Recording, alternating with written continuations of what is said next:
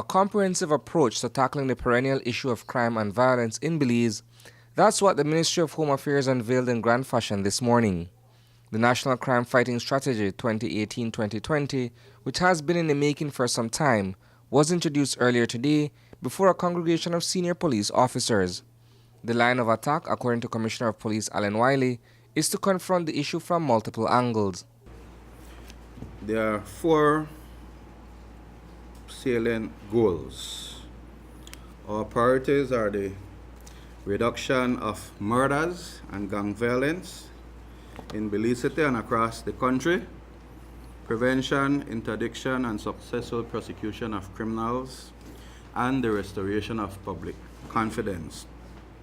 And our priorities will be achieved through the following: to reduce gun-related crime, target and dismantle criminal gangs through legislative reforms, through the strengthening of the Professional Standards Branch, and the implementation of a systematic video surveillance program for Belize City.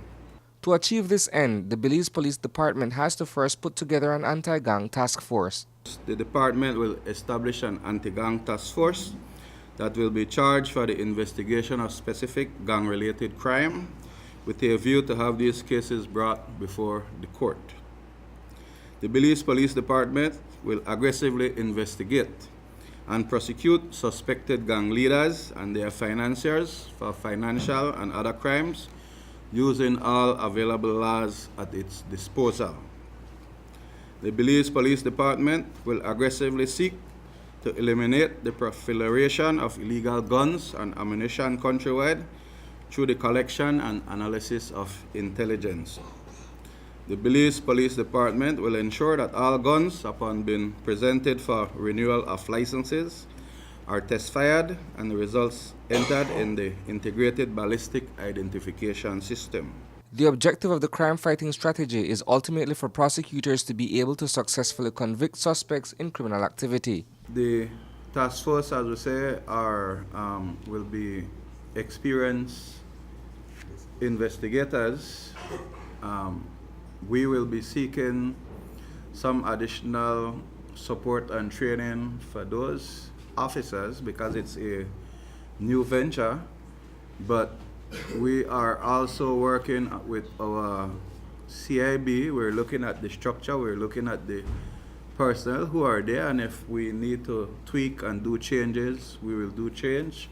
We're looking at different levels of training locally as well as seeking assistance regionally and internationally. There's a number of things, but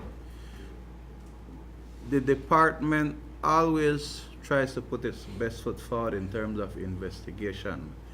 There are a number of factors that we have no control over when it comes to the court and the conviction, because I can tell you that we've had some excellent cases. Yeah. It's excellent that the DPP has moved forward with the prosecution of those cases, because if the evidence is not there, then the DPP would not direct that we charge or would not proceed.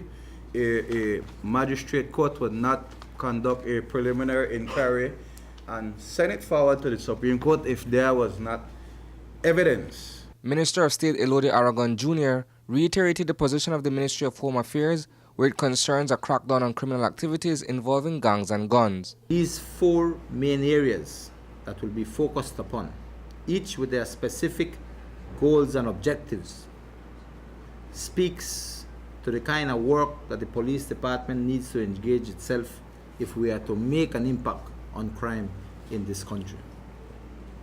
When we look at the reduction of gun-related crime and gang-related crime, there's a number of key areas that we will be focusing on. First and foremost, the establishment of the anti-gang task force. That in itself is a big step towards addressing the crime situation. Focusing on those people who we know in our communities that are actively engaged in criminal activities and gang-related gun violence. We need to go after these people. Reporting for News 5, I am Isani Cayetano.